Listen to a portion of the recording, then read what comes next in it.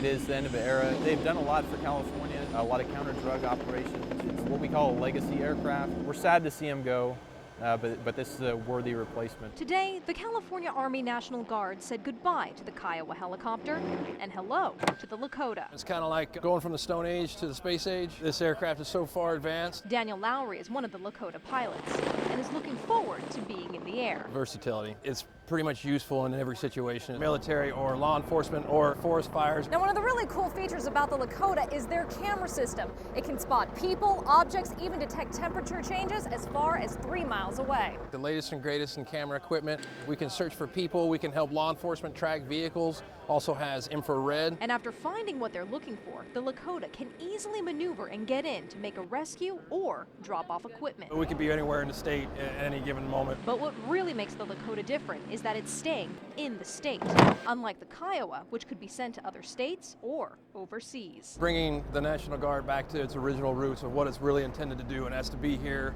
in the state of California, protecting the people of California.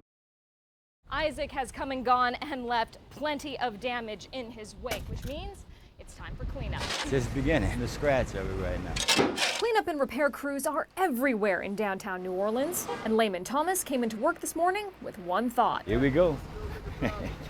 Got to get it up. Debris, downed lights, and trees were all waiting. And don't forget about the water. New Orleans' electric system is underground, and for the most part, power stayed on. But crews still had to work on the underground vaults. The amount of rain they had, some of these things filled up with water. They'll keep moving and draining to make sure the system doesn't stop. It's the same for Layman. Get it back together, get our city back. But just a few streets over, in the French Quarter, they're already back to business. Sort of. Some businesses are still closed and not as many people are on the street, but they're there. It's just a matter of cleanup and repair. As for how long the crews will be out working, I really can't say. but these guys have been through it before. We did the Katrina cleanup, so now we got to do the Isaac cleanup. But we have a lot of work ahead of us. We got to get our city back together again. And the crews are making quick work. I mean, check out Canal Street. It's pretty much clear at this point, but it really shouldn't be a surprise. I mean, this is a city that has Mardi Gras, and they know how to clean up after a party. Death and taxes. Ben Franklin said these were the two certainties in life. Well, not only are they certain, when it comes to driving, they're connected. Turns out traffic deaths go up by 6% on tax day. That number comes from two Canadian researchers who took a look at our American tradition. Here's how they got the number. They went from 1980 to 2009. They looked at traffic deaths on tax day and then 1 week before and 1 week after. On average, they found that there were 13 extra deaths on tax day. 13. Spooky. And if you think it's people racing to the mailbox, that's not the case. Get my maximum refund guaranteed. The increase in e-filing means fewer people heading to the post office. So why the spike in deaths? Well, researchers speculate. Stress.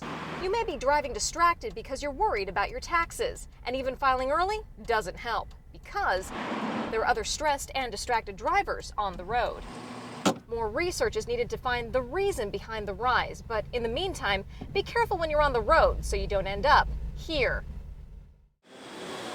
Been here for 4 days. Meet so many neat people. The people who want to come up and give you a hug and shake your hand. It's just really neat. Dr. Russell Webb has done dentistry for 35 years. The suction in here, please. But after all that time, Get you out of pain. the 4 days he spent volunteering at the free health clinic, One of the most rewarding things that we've ever done. Russell is just one of more than 400 daily professional volunteers. And one volunteer can help a lot of people. I've seen probably 200 to 300 If he were to try and see that many in his office, a week at least, if not 2 weeks. and the type of work needed goes from the standard Taking out 1 or 2 teeth to filling teeth to just had to clean their teeth. to the extreme. 24 patients where we've had to take out every one of their teeth. While the doctors here have literally seen hundreds of patients in just a matter of days, every single one of those people has a similar reason for being here. Lost her job, lost her dental coverage. The government programs for adults is shut down, so they're just not able to afford dental care. Which is why he's had no problem being here all 4 days Good numb there. and about 12 hours each day. And you go home and you're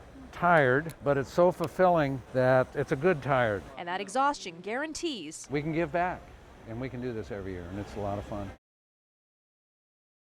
The problem with live animals, it's very difficult to do controlled experiments. That also includes commercials. Whether it's selling tires or auto insurance, these squirrels aren't real. Accidents can happen anytime. And neither is this one.